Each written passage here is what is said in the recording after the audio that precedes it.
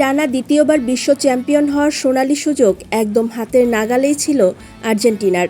কিন্তু 2026 বিশ্বকাপের ফাইনালে স্পেনের বিপক্ষে ন্যূনতম লড়াইটুকুও করতে পারেনি আলবিসেলেস্তেরা। নির্ধারিত 90 মিনিটে প্রতিপক্ষের গোলমুখে একটি শটও নিতে পারেনি লিওনেল মেসির দল।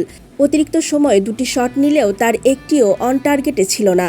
নিউ জার্সির মেটলাইফ স্টেডিয়ামে এমন বিপর্যস্ত পারফরমেন্সের পর বিশ্বজুড়ে ছড়িয়ে পড়েছে নানা ষড়যন্ত্র তত্ত্ব।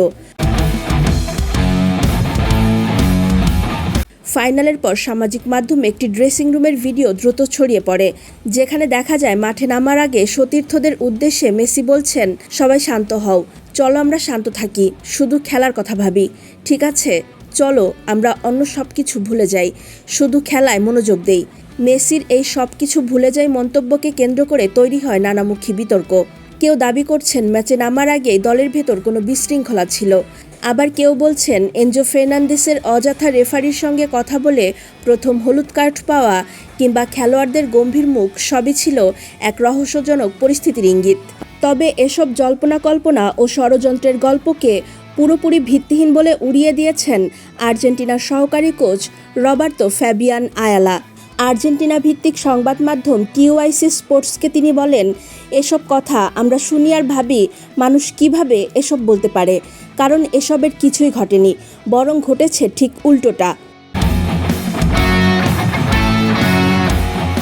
স্পেনের আধিপত্য স্বীকার করে আয়ালা যোগ করেন, একটি দল আমাদের ছাড়িয়ে গেছে, বিষয়টি এতটুকুই, এর বাইরে কিছু খোঁজার দরকার নেই, আমাদের শুধু মাঠের ফুটবল নিয়েই কথা বলা উচিত, যা সত্যি ঘটেছে।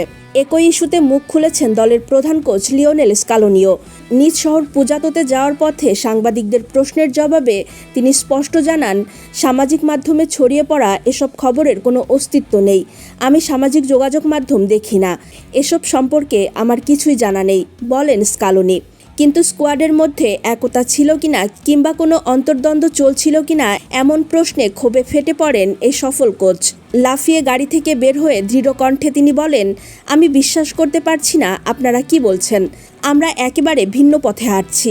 গুরুত্বপূর্ণ বিষয় হলো এই ছেলেরা তাদের সবটুকু উজাড় করে দিয়েছে, এই জার্সিতে তারা জাত চিনিয়েছে এবং আমাদের সেদিকে মনোযোগ দেওয়া উচিত।